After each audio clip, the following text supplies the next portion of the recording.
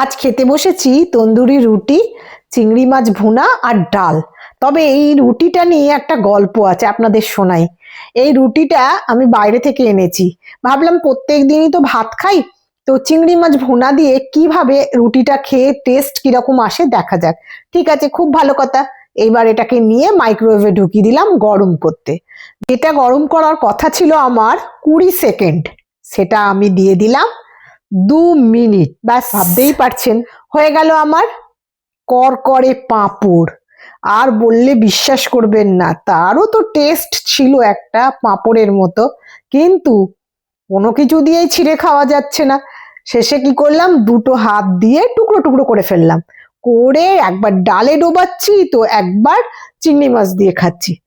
বললে হবে না, খেতে কিন্তু অসাধারণ লেগেছে।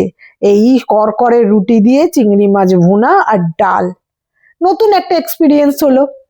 খেয়ে পুরো কমপ্লিট করে ফেললাম। কি আর করব, এক্সপিরিয়েন্স করতে গিয়ে এত ভালো এক্সপিরিয়েন্স হয়ে যাবে ভাবিনি।